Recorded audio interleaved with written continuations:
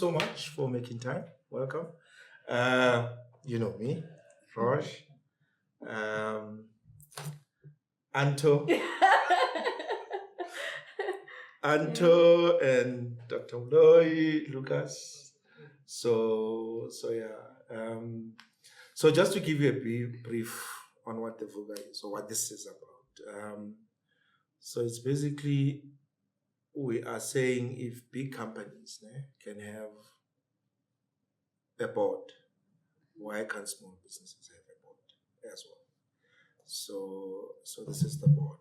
Okay. So I mean, I bring accounting skills. I'm an accountant, unfortunately, my profession. So I look at the businesses from the numbers. Anto is more into business development, marketing, and now recently technologist. He's a technologist, and the blockchain and all these things, intimidating things.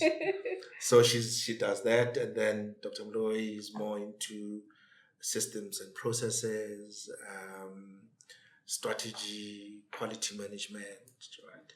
So we look at businesses from those aspects. I look at it from the numbers. She looks at it from, marketing, and then he looks at it from: do you have the structure? Do you have the governance? Do you have the systems? Okay. Right. So the idea is really to look at your business from an outsider, and we have a conversation, and we advise. The Vuka Board started when? When did we start this thing? 2012. 2012. Yeah. Yeah. So we have seen. That's a long time. It's a long time. So we have seen quite a lot of businesses come through. Some of them do very well. I think others turn over 50 million, from turnover 300,000. Yeah, under 300,000. Yeah, something like that. There's been tears. The idea is really to sort of look at your business and just advise. Okay. And obviously you'll tell us where the challenges are, and then we will advise you. But also, if we pick up other things as well that we think we need to look at. That's what the session is about. So the idea is to spend an hour or so just to do that. So feel free. We are on your side. We are all entrepreneurs. Yeah. We are all entrepreneurs, so we know the struggles. We have bankrupted our businesses, so we know the pain. So don't feel like you have to be defensive. You are in safe hands because we have seen it as well. And we can tell you if you're going to go off the cliff because we have gone off the cliff. Yeah. Right. And we know the pain. We know the pain of landing once you fall in off the cliff. land on your backside. No soft landing. Nothing. No parachute, nothing. So we know the pain, so you don't feel like you have to impress us, or that's not what this is about. The idea is to help your business. And the more open you are about your challenges, the more we are then able to put up a structure of some sort. Is it fine? Yes. Yeah. So the agenda basically is you open up, you tell us how you started the business. How did you come to start the business? But tell us about yourself first. I know you, they obviously need to know you more.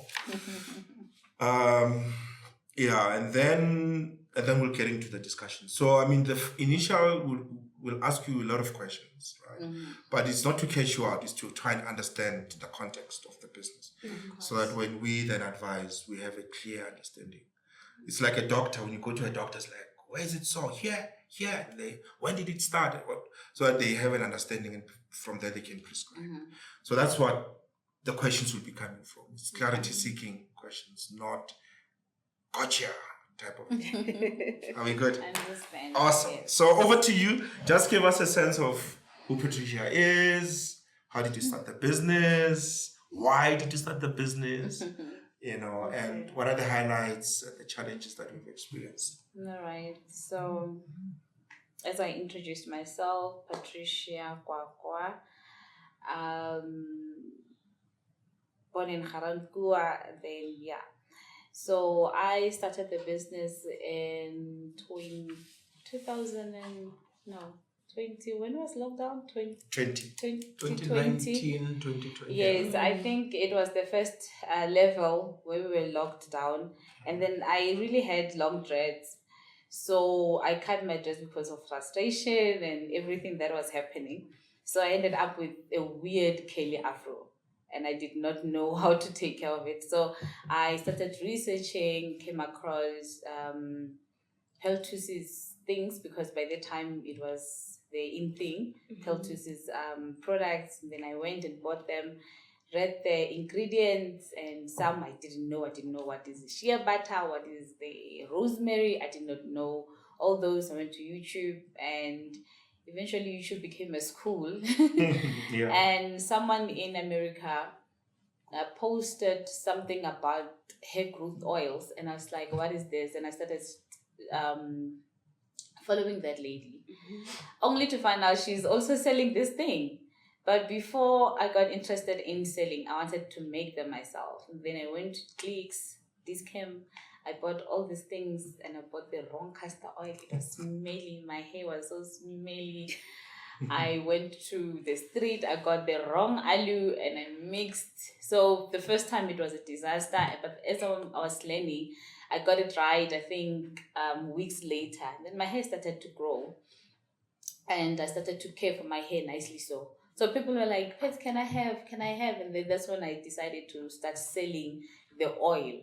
Okay. Yes, and the spray came months later, because I was like, okay, I don't want to put anything. How can I moisturize my hair without putting any heavy products? Then I decided to research more about the spray, and then shea butter, and then so on, the shampoo later on, and stuff like that. So I fell in love with mixing the products. I never studied anything regarding cosmetics, nothing related. I studied PR. I was working in the law firm, so regarding cosmetics, no. Even makeup, I started later on to apply makeup. So then I fell in love with mixing the products, and someone said to me, "Why don't you register and this is be your business?" Then I went. I registered my products, my business. I didn't struggle much about the name. I just liked the therapy. What is the therapy? So I had a friend who was selling clothes, and then it was what therapy? And I'm like, I love this therapy. And then I was like, okay, my daughter is Cebo, and we call her Cebo, and Kasetswana is Malihumo. I'm like, yeah, Cebo. So I'm like, okay, combining the two. That's how I came about the name Cebo Therapy. Okay. So I decided to register the product, the business, and people liked it. Then I started selling on Facebook Market. So for the first 6 months, or for the whole year, I was delivering in and out. By the time it was only the oil, I was delivering everywhere. And then it died down. So the Facebook, I don't know what happened with the Facebook Market. And then I wanted to penetrate Instagram. I couldn't. I don't have flyers by then. I really don't understand how can I go about selling these things? Facebook was the only thing. And then as years go by, I started opening an Instagram, taking professional photos. Now I'm designing. I redesigned the label, and everything was done with my phone. Even the current labeling, I did it myself with my phone, because it's like, we've got Canva and everything. Go to people who can just copy them, because it's so expensive. Yes, and then now people, they like my products. When they use them, they come back. Yes. So you started in 2020, right? I started in 2020, yes. And during COVID. COVID, yes. Were you working full time? So since from COVID, we were working from home. Yeah. So they gave me the laptop. So as I'm doing Hello Say, I'm busy on my phone as well. Okay. And then I will how I structured my deliveries every Saturday, because I'm not working. Every Saturday from morning, from 10 o'clock until maybe 2, then I come back. I'm done with the deliveries. Okay. How many products did you sell? Do you have like a number? From then until now. On average, a month? Months differ. Okay. Months differ because sometimes my distributors, they come crazy and they'll buy one distributor if they order the whole package. So it's 50. So the largest quantity I have done, I think, is about 300 a month. 300 a month? Yes. And the smallest? If there's no sales, I'm just estimating. The problem is I don't keep numbers. That's the problem number one. Yeah. Okay. We'll get to that. We'll get to that. Honestly speaking, I'm not a numbers person. No. Okay. So the biggest order in a month, that volume you've pushed. Yes. It happened, I think, maybe 4 times. 4 or 5 times where my distributors will come and say, no, we want everything in 10. We want everything in 10. Yes.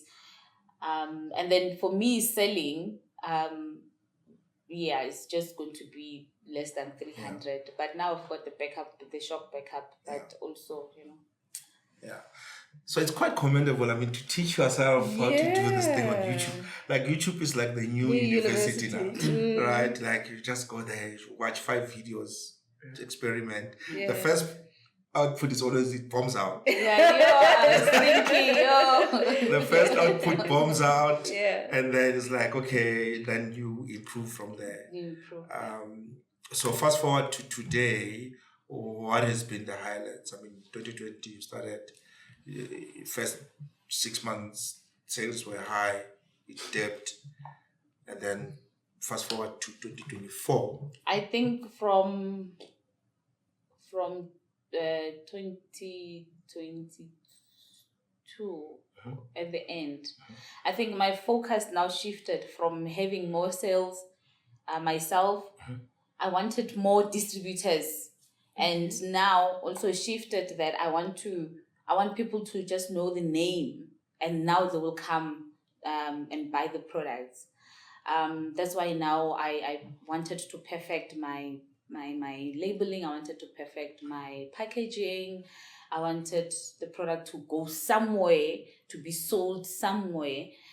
The unfortunate part is that I was working at the time, so time was limited. Something that I can do in 2 days, I was doing in 2 months, because I will go to work and steal my phone and, I come back home, I'm tired.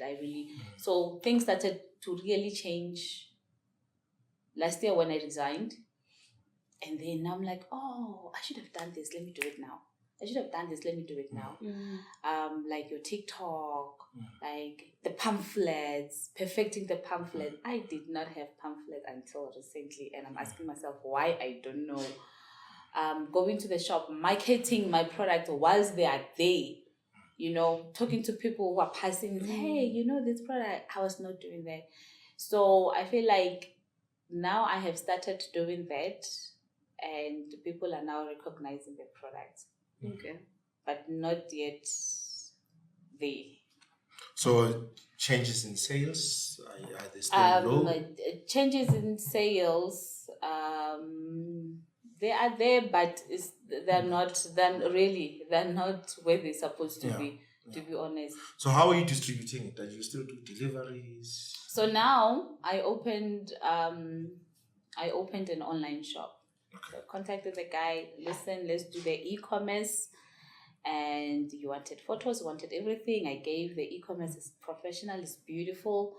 So I the only exception that I'm doing in regards to deliveries is people in Pretoria.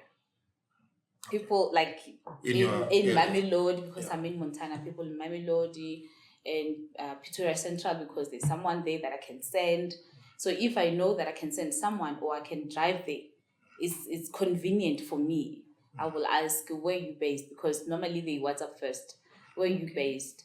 And then they'll tell me, no, Mums. And then they will put the order through and they'll say pick up. And then I'll just go. And then they will pay me in cash for delivery, which is lesser than the courier fee. Yeah. So online, they pay the courier fee and then the full amount, obviously, of the product. And it gets couriered to them. So I was also struggling with that at first. So I lost so many customers because they'll be like, I'm in Limpopo, how would... And I'll say, Pep. Pep. And some don't believe it's the real thing. So now with the online, they're like, oh, okay. So this is the real company selling the real products. And then the stores? The stores is only one store currently, the Eden Vine in Main Lane, which now they got another store. We are opening another store in Randburg tomorrow. So they've got 80, I think they've got 80 vendors. They chose few to be in the store. People who are performing or who are investing more in their products, and then we are going to be in Randburg shop. So I'm quite excited about that. So you were selected? Of course. Okay. How? I mean, you know, we don't know. But okay, no, congratulations. So how has that helped the business? I mean, people trust. Now people trust that this is the real product. Because you are linked to it. You are linked to a retail. And also when you're applying for fundings and all that, when immediately you say they are in retail, they've got, a little nyana trust that if they give you money, you're not going to chow it. You are in retail already. Yeah. So I think for me, it's trust and exposure. Yeah. Yes, because they're also new. They started the shop last year. We started with them. Okay. Yes. And they called? Eden Vine is ED. I've seen the brand. VINNE. They're also with Cedar. So Cedar is also helping them. So the last question before I give my colleagues a chance, because one of the things that we've been asking ourselves is production. Who does the production? Yeah. Because I think I need to hire you.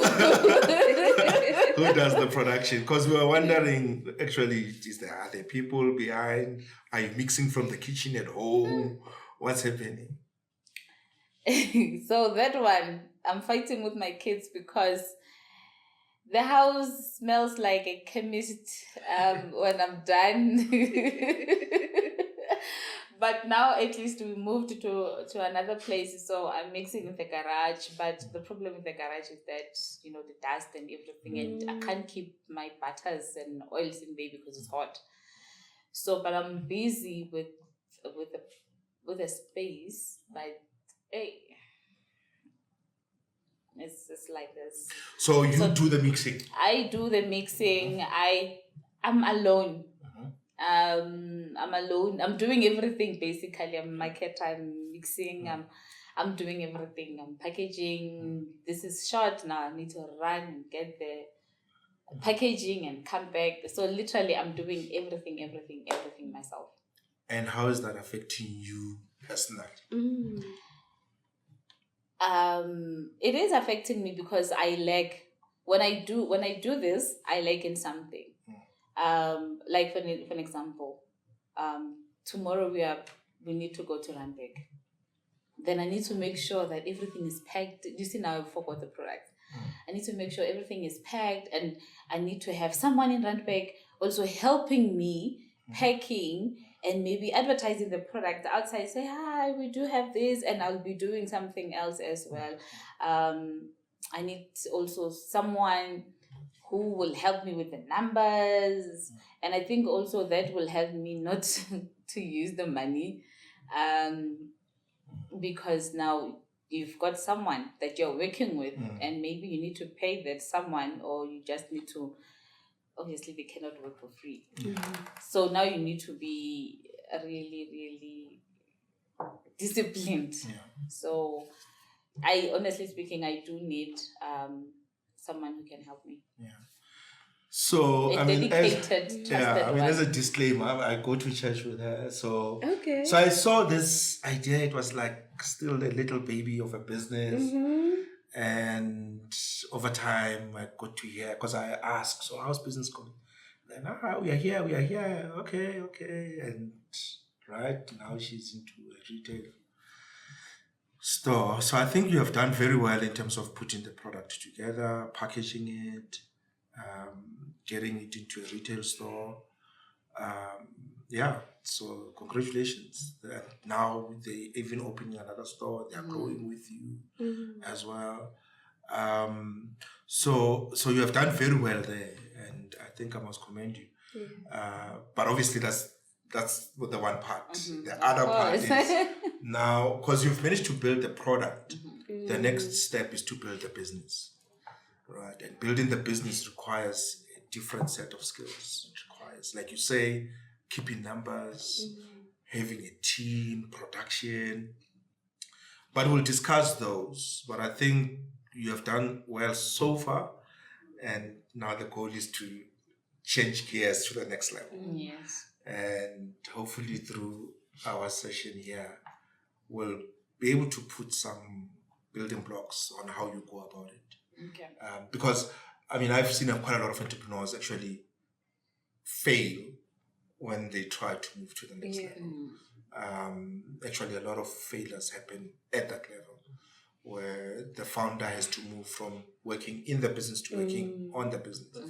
And that transition they struggle with. But you won't go through that, because obviously Anto is here. Isn't it, Anto? Yeah. You are here. So let me give to Anto. And then, Thank you, Raj. I have to echo what Raj has said. You've done extremely well as a solo entrepreneur. But you're also at a very sensitive stage in your business as you need to scale. And so I think even before we start talking marketing, I'd like to understand, why are you manufacturing? Obviously, you started out manufacturing the product on your own. Again, well done on watching YouTube videos and getting the product to where it is now. And that your customers actually love it. So when we looked at the board pack, I was really impressed by that.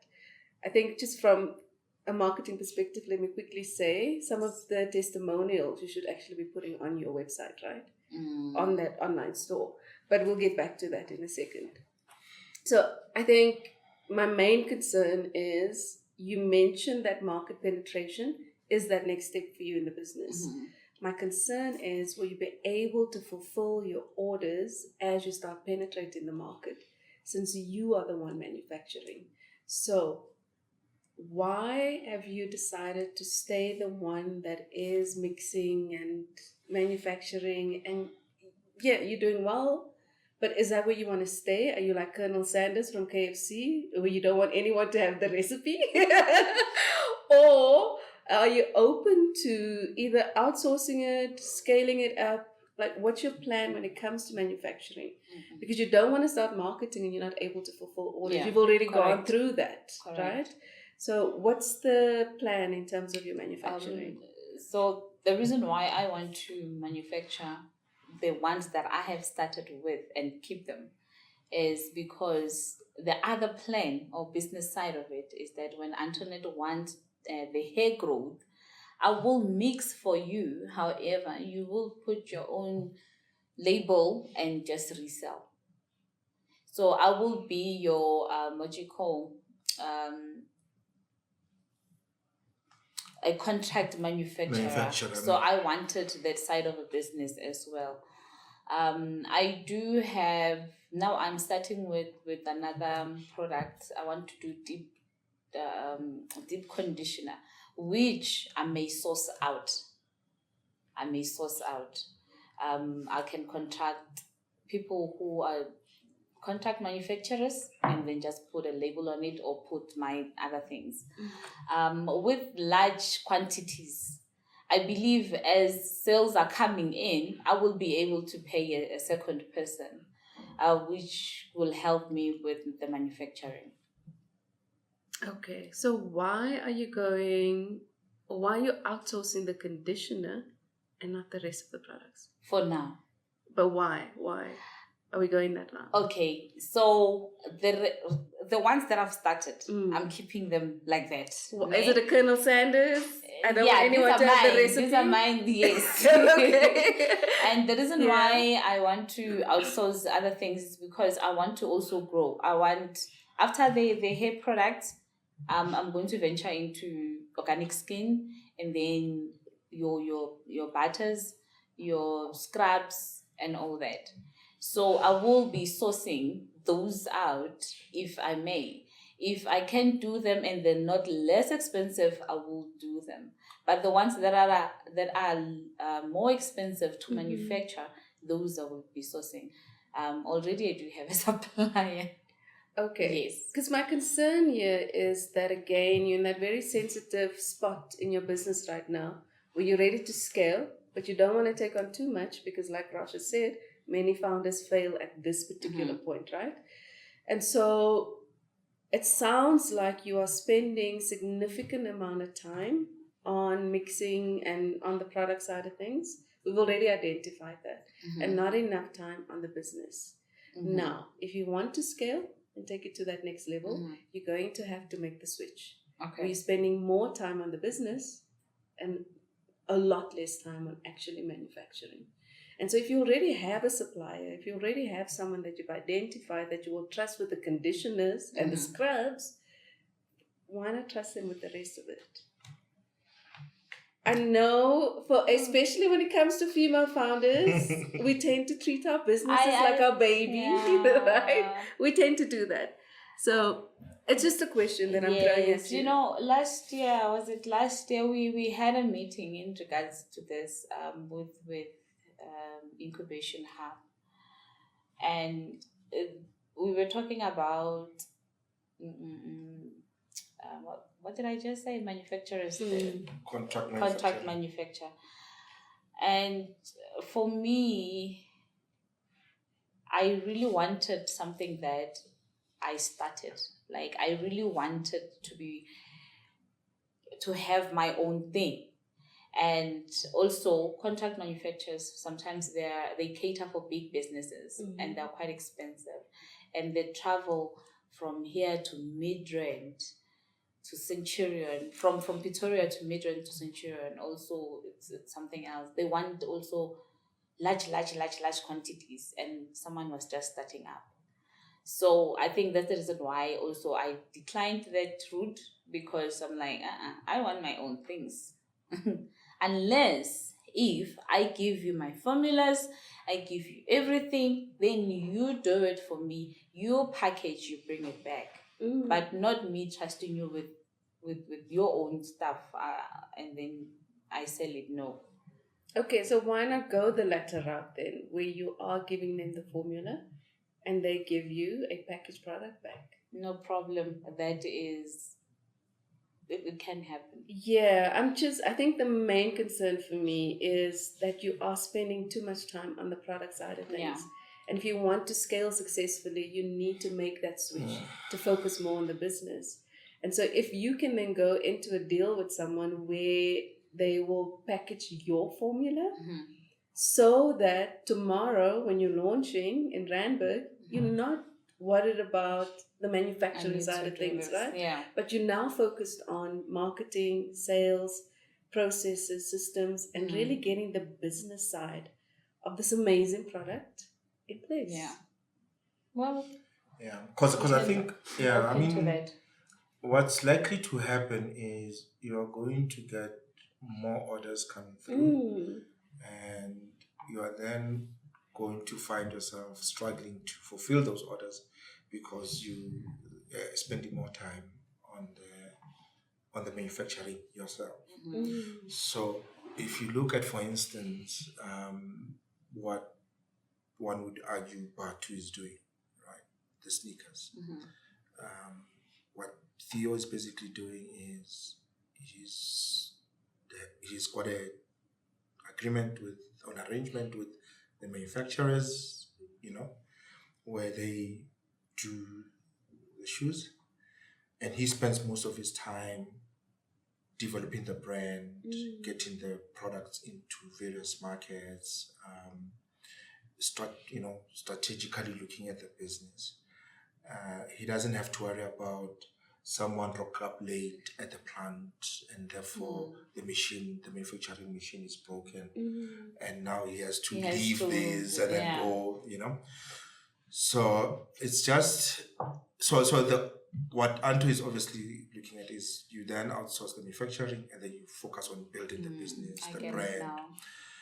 I mean, the alternative will then be you put systems in place, you employ people, get machines, which is a challenge. But so it's one of those two options. If you're gonna manufacture this yourself, then it's a whole. I mean, you can have that long term as a strategy to say long term. You've got the product, you have perfected the product, people love the product, and it's just a question of going out there and we'll discuss the marketing. But it's a question of you're gonna struggle to do both perfectly. Right, so you're gonna have to sort of say, okay, let me focus on this. Let someone else focus on the manufacturing, and I'll pay them whatever they've manufactured.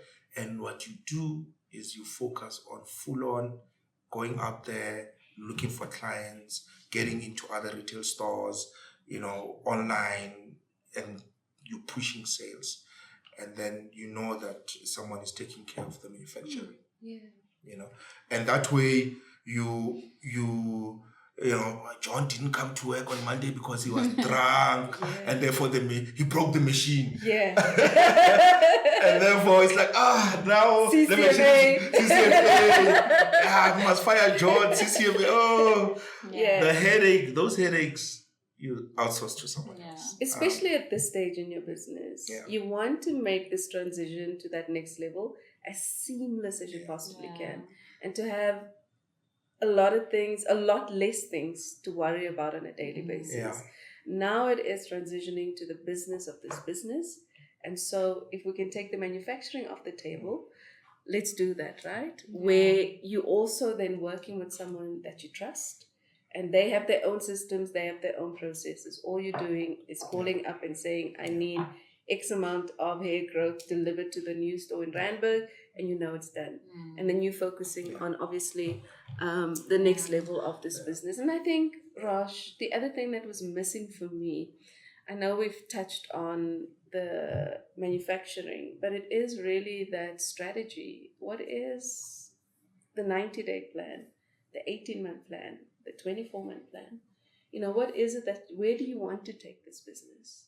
Before you get to that, Anton, I think that's important. Before you get, because I think we need to be clear which strategies you're adopting before we put the milestones. So is it a strategy of she's outsourcing the manufacturing, she's marketing? What I've also picked up from her is she wants to do contract manufacturing and then let others outsource to her. Right. So those two strategies. Perhaps maybe before you even answer that, what needs to be clear before it's where we're going with the business. Right? So in order to be able to advise you on a strategy that is going to help the business move forward, I need to be very clear in terms of, okay, are we looking at selling our product through retailers? Are we looking at having our own stores? Are we looking at selling directly to the public, and that we've been doing with onlines and those?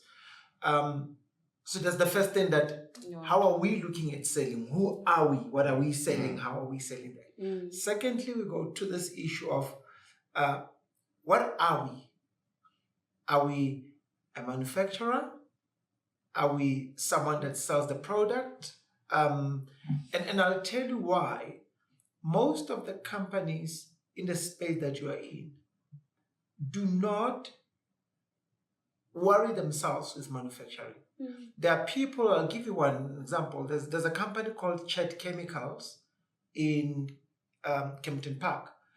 All that Chet Chemicals does is manufacture.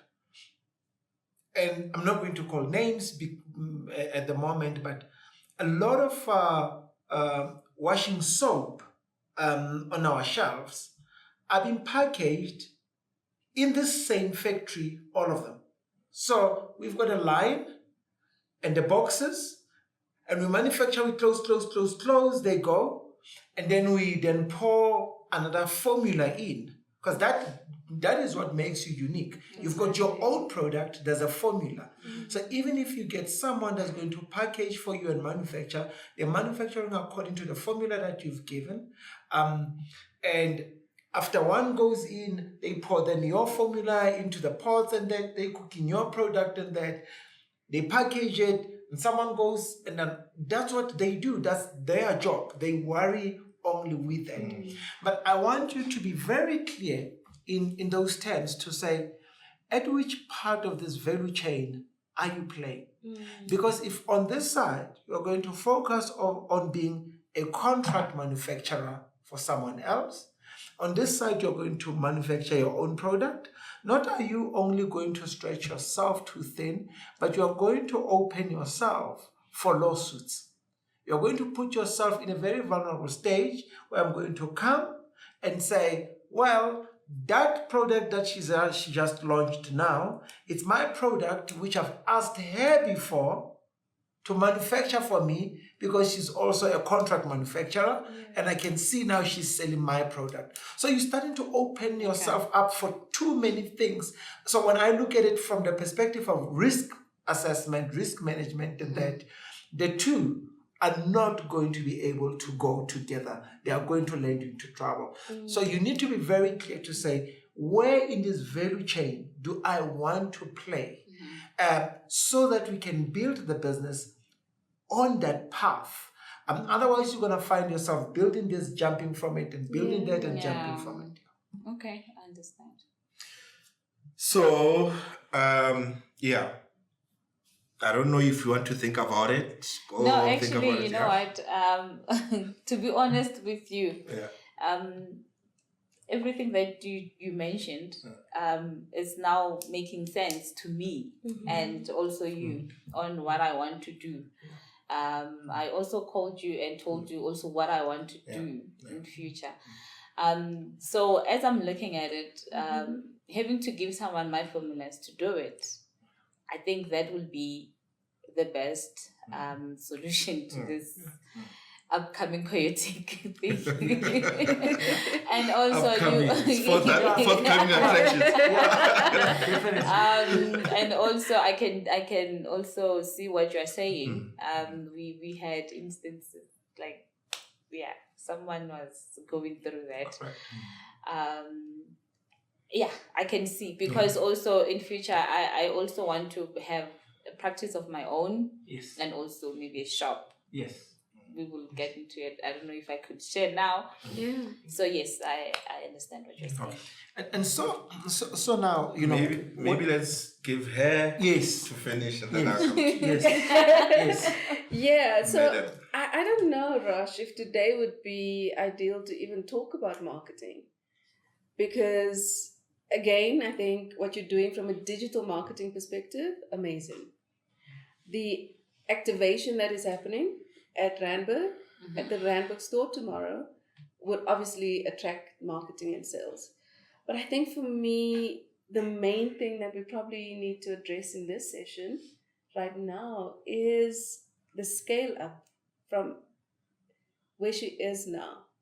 The strategy, let's get that in place. What is next, right? And then possibly in our next session, we can touch on marketing. Because I think for me, where she is right now, what she's doing, it's obviously generating sales. It's doing the things that it needs to do for where you are now. But if we're going to take this to the next level, then the marketing also needs to be tweaked for that next level, right? But I think for today's session, Rosh, I don't know how you feel about that, because you are doing amazing things. It's there, you're generating revenue. But for the next level, it's a whole other conversation, right? So if we just look at the e-commerce side of things, are you harnessing that database that you have? You're sitting on a gold mine right now, right? And creating a community around that. So there's so much that I'd love to chat to Patricia about, but I don't think today's session would be the place for that. So for instance, we were talking about this yesterday. You can start bringing blockchain into the equation, where people can actually trace the shea butter that you're using, trace it back to its origin. Because that's what Gen Zs and millennials are looking for, right? So if you're saying it's fair trade, can I trace it all the way back? And you can obviously use blockchain to trace it all the way back to its origin. And so when you say it's organic, giving people the ability to track that organicness of it would be important. But those are sort of discussions that I'd like us to have down the line. I think for today, the main thing that I'd love Patricia to potentially walk away with, or the key takeaway, is possibly a starting point would be the BMC, the business model canvas. What's next for this business? And then based on that next, we can obviously then start building the marketing, we can start building. Because I think from a marketing perspective, what I've seen, at least from a digital perspective, it's there, it's in place. It'll work for where you are now. But we can have another marketing discussion. And as you can hear, it's blockchain and it's e-commerce. And it's really taking your e-commerce, especially from an email marketing perspective, to that next level. Because you have a database, you have people right now. You can start creating a community around that. And what does that look like, right? So are you sharing not just hair tips, but wellness tips? I mean, there's so much, so much, Patricia. But I don't think today would be. But I would want to maybe, Anto, to touch on the basics. For instance, who is her ideal target market? What problem is she solving? Type of a thing, because those are the things, if we can crystallize those, it will also help with the strategy going forward. Yeah, but I don't know, Rosh. Again, for me, let me give an example. Yeah. Organic, right? If you're gonna say something's organic, you need to have in mind that this is who I'm targeting, because not everybody knows what organic is. Right? And people who prefer organic things are people who are very conscious about the health, environment, and things like that, which then already says we are targeting this caliber of people. But is it coming through in the product? Is it coming through in the website? Because if you say organic, there's a whole movement of people who are very conscious about organic. When we put a strategy, where this strategy is talking to this type of people, right? So what I'm trying to get at is, have we identified who your target market is? And how do you talk to that target market? Yes. So I'll come in and say, for me, I'm the market that says, none of my children's hair was fried when they were kids, right? And it was a decision that I took from when they were born, and said, you're not frying hair and that. And now, the other side, the stage where they're making those decisions by themselves. But if the product is talking to people like that, what is the language we want to hear? Where do you talk with us? Where do you find us? What are we willing to pay for such things?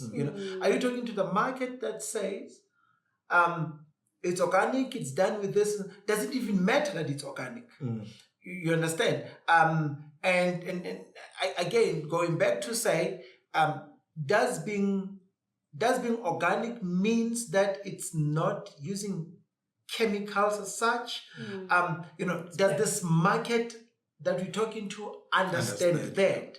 Have we identified them? Have we spoken to them? Do you know where they are? What money do they have to spend on things like this? Because at times, a lot of people love the idea of organic eggs. But they don't know. But a lot of people don't want to pay the price of organic eggs. Exactly. Right. And simple thing, when we talk about organic eggs, we're talking about eggs where the chickens are not kept there to lay eggs. We're talking about chickens that then there's organic and free range. Free range. Right. So when we go organic, the price is this. When you go free range, the price now is that, right? I understand this market because I've got chickens at the back of my house, right? And I know that each chicken lays only one egg a day, right? I now know that. Okay. Now, when I sit and someone says to me, the price of free range eggs, I sit immediately and say, to get a tray of 12, I need 12 chickens to get that tray every day. So the price for it is going to go this much. But I know that if it's chickens that are kept in that position, we feed them and they lay, there's light in front of their faces all the time because they're not sleeping, so they lay more eggs than that. I understand that you can get more eggs that way, so I can pay less for those eggs because I'm not worried about the quality of life that chicken is having. So even when we go into this product, what does it mean for the people that we are targeting in that? And such, your pricing strategy, has your pricing strategy looked at that? And I become very worried about the issue of pricing strategy because a lot of businesses don't die because the owner didn't do the right things, but because the pricing strategy was not right. So your product was right, the market was there and everything, but you cost yourself out of the business. There was no way with that price you were going to survive in that type of business. So back to the question. Who are you targeting? Okay. Yeah, I think for me, it's even a step further back, Raj. Who you be? Who are you? And that's the main question I think that needs answering today, right? Who are you? And so, again, if you can answer that question, then we can say who you be then determines who you're targeting. And that then determines what the pricing strategy for that target market will be, right? And so even if I go onto your online store, I think the hairspray and mist was 180. It was 90, and the oil was 180. 130. The oil is 130. Yeah. The shea butter is 180. Oh, that's what I was looking at. Yeah, Okay. it's 180. When you buy it in large quantities, it's not really that expensive. And when you buy in small quantities, it is expensive. And I'm using the raw, various raw shea smell nuts like butter. Okay. So I think for me, that's the important question today, Raj, that needs to be answered. Who is Patricia? Who is Cebo Therapy, right? And based on that, because right now, as Lucas has indicated, you've mentioned organic, but you're not necessarily running an organic business. Right, it's not overt. It's not in your face. Like if someone is running a vegan restaurant, it's vegan. It's in your face. They've got vegan shoes in there. They've got vegan leather jackets in there. You know, everything is vegan. And so I think again, it has to speak to who are you. And I understand the journey. I know it all too well. It's an identity thing. Yeah, I know it all too well. That you've now established a product, it works, customers love it. But that's not the business. Now you have to get to a point of saying, this is who we be as a brand. This is who we are. And then once you have that, then you can start talking about your target market. Then you can start talking about your price, your costing, right? And I think for me, that's important today. I'd love for the key takeaway for to her, be Lucas is understanding who you are. Is it an organic hair products. Yes, business. everything. It's not just only a name. Yeah. I'm using plant-based. I've researched on these products that I'm using, the raw materials that I'm using. I understood what is your rosemaries and whatnot. How come this rosemary we eat it in the house with steak and then the next thing is oil? I understand the process. And for me, I never liked chemicals. I think I was only relaxing my hair because my mom did it. And as I grew older, I had dreads, I had afro. My kids also the same thing. We never relaxed our hair.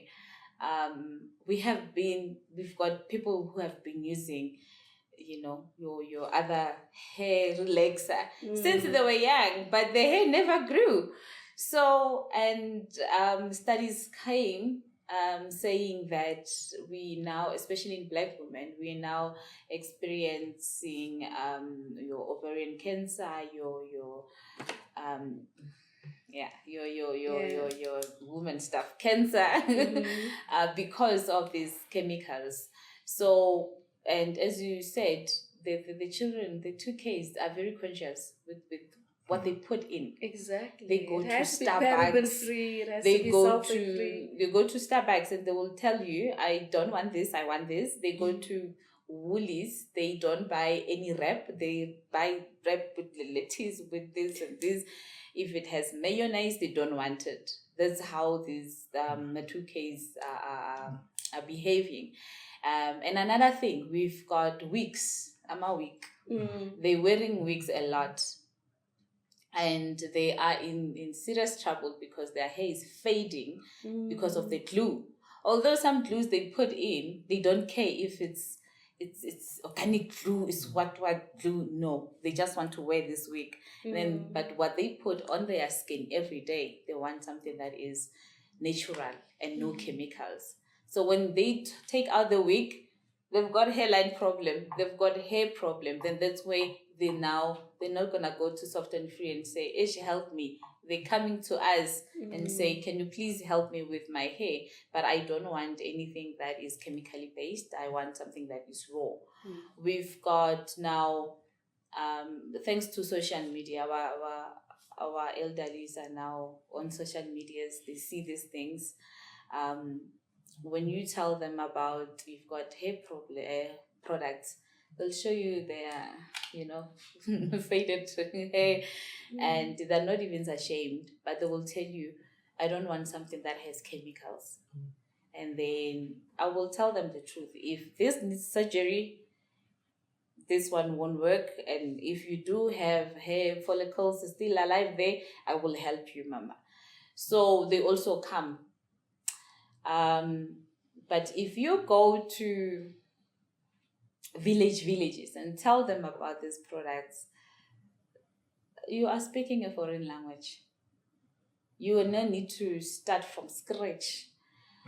Workshops, do this, educate them before they can buy in. Before you can have a new market, let me just say that. But the ready market is from this 18-year-olds to their elderlies who are now don't want to use any chemicals. They have been drinking sugar diabetes pills. Now they want something that is chemically free. Then they will come to you, and those are buying. We had what is this special these things that we run at Eden Valley. Promotions. We call it, I forgot, just people who bought. Most of my customers are elderly people because they really believed that, okay, this is raw and it was mixed by you, the same person as me, so you understand my struggles. I'm going to buy it. And then they came back again and bought it.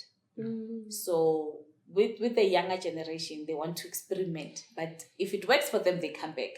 So they will experiment. You are selling organic products, you are selling the organic, they will buy, and then the ones that they like, they will come back.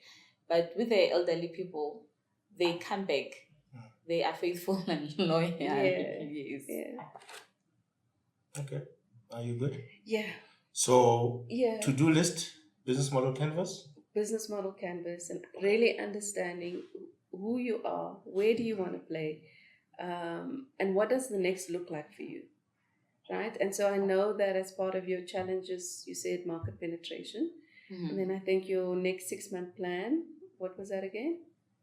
On the board pack? Putting more effort on marketing. Yeah. Your social media. Yeah. Yes, I've started with TikTok now, and I never believed in ads. You know, these ads, you can pay this ad and get what views or get sales. I was like, you know what? I think since from last week, I changed my TikTok, my personal TikTok, flip it to business, removed all my videos and everything. Now is business. Even the name. So I wanted to keep the number, the number of people. So then now I started doing videos. I'm not really confident in talking on screen, and I'm not really confident in that. But I was like, you know what, let me just do it. And then I bought the Terence market ad something for 24 hours. I'm telling you, it really worked. And I'm like, okay, I need to have a strategy regarding this.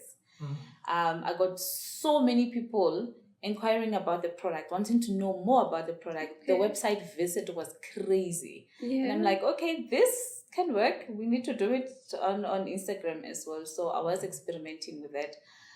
So yeah, I will put more effort. It's the conversion though, right? From inquiry to purchasing. So now we need purchasing. Yes. Right? Because it's amazing that the traffic has increased, but how do you actually get them to purchase? Yes. And so there's a couple of things that you can do around that. I think, again, if your inquiries on your website is significantly increased, you have a database of people, you're sitting on a gold mine, right? So you need to harness what you have at the moment.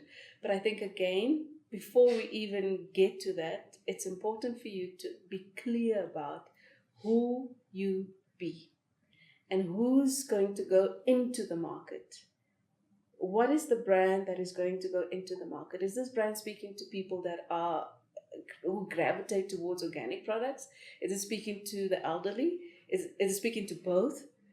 So I think that's important for me. Before we even touch on what that marketing strategy can look like, it's important for you to know who do you want to be, where do you want to play. Thank you, Dr. Mloy. All right. So, we are good, right? Yeah. Okay. Okay. So for me, the next one is I would like also, before we move out of that marketing space, I would like us to be clear also if in the industry, in the space that you are in, what is going to really work? Is it, should we be looking at penetrating the market, or should we be focusing on upselling? So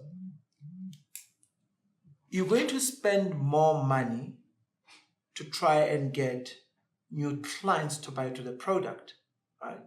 But you're going to spend lesser to get the clients that are already buying certain products to buy more of your different products that are there. So again, as a growth strategy, I want us to define which one do we want to use there. Do you want to go find new people out there, or do you want a person that was using only shea butter to start using the spray and the oil? It's cheaper for you to get that happening. All right. So perhaps if we can look at that and see also if which one we want to do there. But then also, the most important one for me is that we need that transition from working in the business to working on the business. Right? You're at the stage where now this business is starting to grow.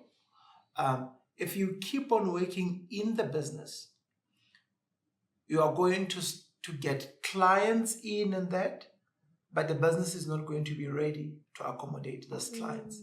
So you're going to crash. Right? So I want us to transition from working in the business to working on the business. Unfortunately, it does mean getting people in the business. You're at a stage where it's not comfortable employing people. It is not comfortable to pay salaries, to steal from the money that was coming to your pocket to now paying for salaries and that.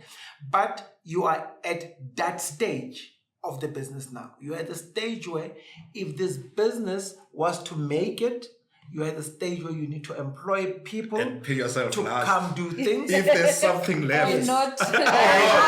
or not, right? Yeah. So you are now at that stage where that money that you've been making, that has been making your life comfortable, not what it was from a salary, but a little bit comfortable and make it livable. You're now going to move out of that situation into a situation that there are other people that are going to get paid before you even get anything. But in order for you to penetrate the market or to grow the brand, and that's the step we need to take. You are no longer enough to run the business. You now need hands on deck to be able to do things.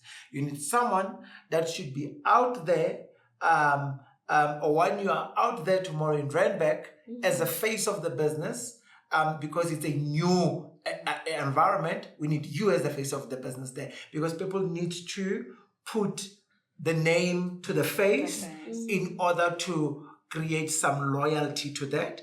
But we need someone that should be mixing stuff at the office to make sure that next week, when this shop needs more stock, that stock is ready because one or two people have been packaging while you've been running around. So we need that.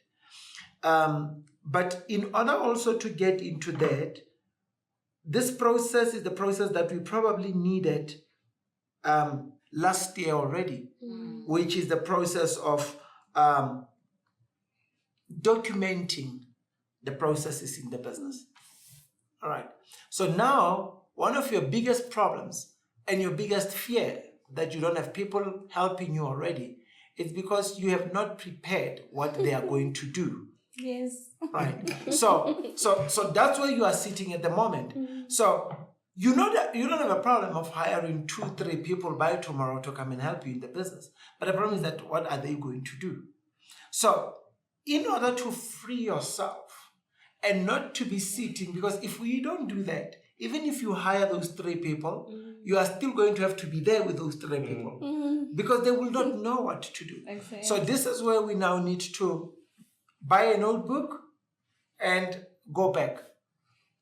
Formulas, and those you might have written, but they might still be in the head. Formulas, how much do we mix of this to get to this product? How much we mix of this to get to this product done? How do we store it? This is how we store it. Before we make it and after we make it, because now we have mixed it. It's no longer a raw product. It's now a product that is mixed, which has got now a shelf life. How do we determine our shelf life? How do we batch them? Now we've made 50 of this. We need a batch number, because this 50 that we have done, we are sending out to different places. If 2 of them in separate places show instability, if they go and they rot before the time, what do we need to do? We need to know, where did we send the rest of the 48? Because we need to go collect the 48 and bring it back in. Because if we don't collect the 48, they're going to do the same thing that the 2 here have done, and we are going to mess up our name in the market. So we need to find that out before the market finds it out. So one of the strategies that you follow on the manufacturing process is that in the pot that you've mixed, after you have put together 50, the 5 remains with you. They don't leave. Of course. Right. So these are the ones that we monitor throughout the whole period of the shelf life. If anything wrong happens with this 5, rest assured it's going to happen with the rest of them. So the minute 2, 3 of them starts giving us a problem, we need to recall the rest that is in the market. But we need batch numbers, because the problem is that you haven't done one only for the whole month. You now have done 10 more that have went out. So you need to start doing it. How do we batch it? And then you need to go, how do we package? How do we ship? Which dates? Where are the forms that we use when we deliver? So you need to create that system, because when you get people in to come help you, that system should be there. Otherwise, people are going to steal you fraud, because you don't know how many of the products. You don't know out of our 2 kgs of raw material, how much product do we get?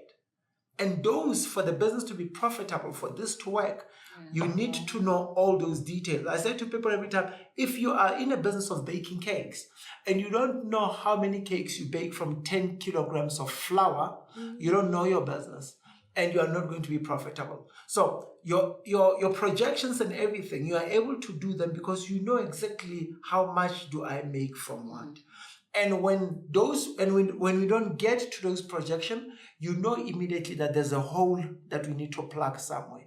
And those things you need to know before you invite people in your business. Because when the people are already in your business, you now are working with managing people, managing the product, managing the clients, and you are going to drop balls there.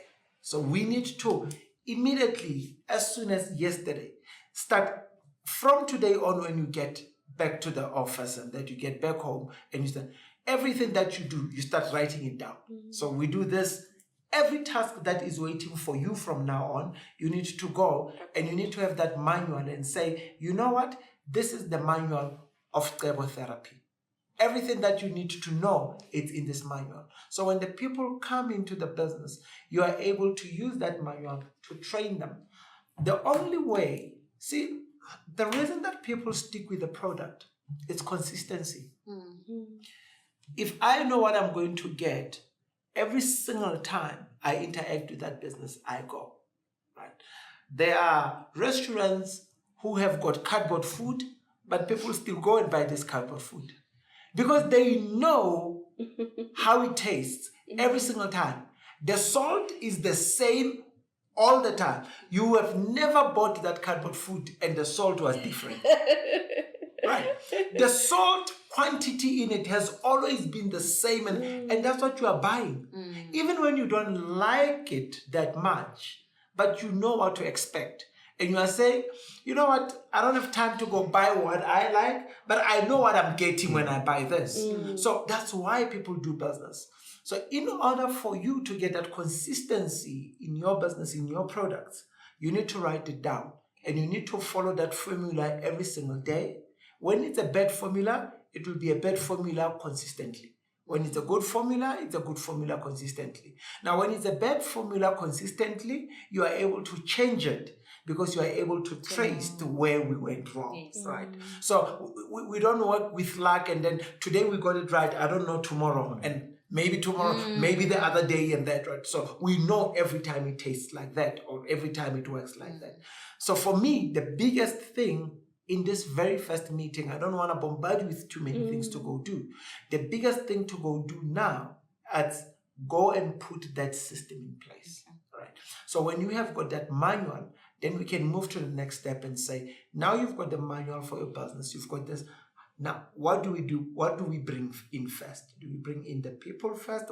Because now the formula is there. But first, I want you to go up to the level of which days do we buy stock? Who do we buy from?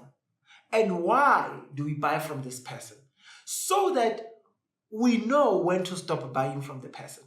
If we were buying from you because of certain qualities of your shea butter and that, if we're not getting that raw material in that anymore, we know we need to move to someone that is going. It gives us a clear understanding, why do we buy shea butter from a certain supplier? And once the supplier is no longer meeting those requirements, we're able to move. It's going to have that when you are no longer the one that is buying raw material, I'm the one now that is buying. I need to know exactly why are you buying that raw material? And your final product, your end product, is never impacted by my decision as a new buyer in your company. I think for me, Doc, Okay. that's So documenting, writing down step by step, how do we manufacture this, the formula, document, it's in here, it needs to be here.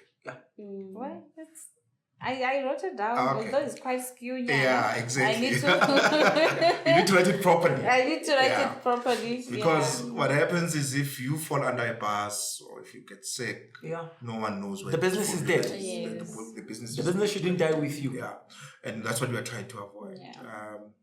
And I think for me, lastly, is the numbers. Right? Oh. Yeah, I know. Bookkeeping. I think what Lucas is saying boils down to, are you keeping proper books? I think used to write. we need to get back there. Yeah, and I think it talks to part of documenting is also having a cash book. How much are you spending on your raw materials? How much are you spending on delivery? How much are you spending on sometimes even the electricity at the house that you can attribute towards the product? So we need to come up with a product cost. Because if you say I'm charging 180 for the oil, what is the cost of that oil? Right? And in manufacturing, you see, with retail, it's easy. I buy it at so much, I add delivery, and this is the cost of the product. With manufacturing, there's a whole lot of different components coming into one, and it's not so easy to cost it, right? So you need to be able to, and the basic would be, I buy raw material here, I buy oil here, I buy this. All of this, they cost me 1,000, 15,000. And I manufacture, the output is 100 products. So at 15,000 divided by 100 products, it gives you the cost for one product. And then, say it gives 100 rand per thing. You then add 80 rand as your profit margin. Right? So you need to be able to do that calculation. But you won't do that calculation if you don't keep books. And ultimately, if you don't know your numbers, because business is a numbers game. If you don't know your numbers, you don't know your business. Yes, of course. Right? They're all over. I keep records, but I think it's just recording all the time. I do keep records on, like for example, on one oil. I know that it is costing me just 30 rands to do the oil. Right? So but I just need to be consistent and very strict in regards to that, and keeping numbers of people and how many the orders and what not. I mean, the idea is not to make you an accountant per se. I mean, if it takes you sitting down with an accountant and they are showing you how to do the numbers, and you have a good hang of those numbers, that will be great. And going forward, you're able to monitor your numbers. You're able to say, to what Lucas was saying, if we bought X amount of raw material, we need to have X amount of products. And if we don't get that X amount output, something is happening. There's something happening. Someone is taking the shea butter home. So the raw one. Yes, the raw one. So, or there is wastage, there's a lot of wastage and all those things. So if you don't know those numbers, you are likely to miss those issues. So I think for me, bookkeeping, which you say you're doing, you need to get back to it. Right? And keep those numbers. It helps in planning, in budgeting. It helps in you not running out of cash throughout the business. It helps in financial discipline. You don't charge business money for personal and all this kind of things. So I think for me, those are the things that you're already doing. You need to get back at them and be more disciplined on them. Just on that one as well, the importance of those numbers as well is that, you mentioned that I'm at the moment working at home. I'm going to need to get out and find space. And when people get to that stage and they go find space, the business collapses. You don't understand why the business collapsed. It's because your costing was not right. So you were using your household to really subsidize the business. And when you go out and rent out space for that business, You realize that you didn't know how much electricity it cost you for this. You didn't know how much, and you then realize all of a sudden the business collapses because now you cannot be able to. And the problem is now, you cost yourself wrong in the first place. So the only way that the business can continue, it's in your house, because the minute you leave the house, the cost your costing is completely out, so bad that you're going to have to increase your prices by double to be able to keep the business. Customers are going to be shocked. And once you increase them by once you increase them by double, customers are gone, because customers don't know you are working from home. And now, so that's why I'm saying, at this stage, you are at that breaking point where it's extremely important to get everything to the T, because it may mean that in the next coming 3 months, 6 months, you need to move from the house into the. Is your costing right to the point that it's all going to be able to achieve you debt freedom to move the business? So we need to get that one right. Awesome. So just one more thing for me on this, Rosh, is that you did send us your P&L statement. Your profit and loss statement. Well, our is assumptions. I wanted to ask, are you using a system? How did you generate that P&L? It's basically, I know how much I spend on 10 oils. I know how much I spend on. So you don't have like an accounting system? No, but because I've got that basic idea, to be honest, I will do it. I will now try to put everything in place and get someone. My sister is an accountant. There's a software that is called Wave. Wave accounting. Yeah, Wave accounting. It's free of charge. It's online. You are able to capture all you've got your distributors that are buying from you. Yes. So you'll put your distributors in that and be able, as they buy, generate invoices for them, and they pay you. And then also your costing for getting to the products. It's an app. It's an app, yeah. And at the end of it, what it's going to do is that every month it's going to be able to give you a complete statement, cash book of what is happening, where are you spending your money and everything, and that use something like that. Okay, I'll make use of it. Thank you. All right, we need to wrap up. So to-do list, put testimonials on your website. Let me just write this. Because I'm such a weird person. I can't listen and write at the same time. Yeah. So put testimonials on the website. Work on your business model canvas. Work on your business model canvas. The feeling is organic has to come through. More intentional. Clarify who you want to be. So one, testimonials on the website. Do a business model canvas. I don't know if you have done it. I think I did 2 years back with Cebo, but I need to revisit it. Just make organic come through, and I think clarify who you want to be in terms of your identity as a business. The bulk of the work is going to be documenting processes. Yes. So maybe the next meeting, it doesn't necessarily, if you can get half of these things done, I'll be great. As long as there's momentum going. And for me, I want to see the books. Costing, firstly, work out the cost of your products and your cash book.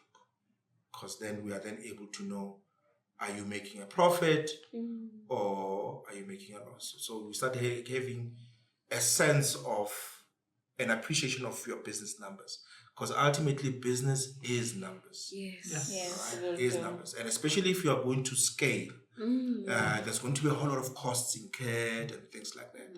So you need to be able to have your budget, up to date, but also cash flow is important. Yes. I'm good. Last words, where people who want to buy, what number should we get you at? Your online store, Cebo Therapy. So, firstly, thank you so much. Thank you. And another one that I need to write is to find out. So this is my homework from now. the contract manufacturer, before I forget. Because I think also it's just going to help me reduce some work. Yes. Everything that you were saying, Yes. it will be out. And also that will help me to get in big retailers. Because the reason why we are not in big retailers is because The ability to they don't manufacture. allow garage Yeah. garage manufacture and stuff like that. Right. So Okay. yeah, that is the first thing that I will do. So thank you so much. The products, you can get them from Eden Vine, is in Main Lane Mall, on our website, Cebo Therapy, on TikTok, Cebo.therapy, Facebook, Cebo.therapy, Instagram, Cebo.therapy. So it's just the same. Yeah. Yes. Contact details, WhatsApp? Yes, so WhatsApp 065 861 6203. Okay. Last word? Yeah, I'm excited for you and what's next. But like we've said, this is a very sensitive stage for you. But I believe that with the advice, and you seem like you have a growth mindset where you're gravitating towards the advice. I'd love to see in the next meeting, obviously, where we take you from there. And we'll definitely dive into the marketing in the next meeting. Yeah, no. For me, it's just, thank you. But good luck. Good luck with taking it to the next step. And well done for the work that you have done to get here already. Push. Awesome. Yeah, like I've said, you've built a product. It's now taking you to the next step. And well done. And the journey is just beginning. Yes. And say hi to Cebo.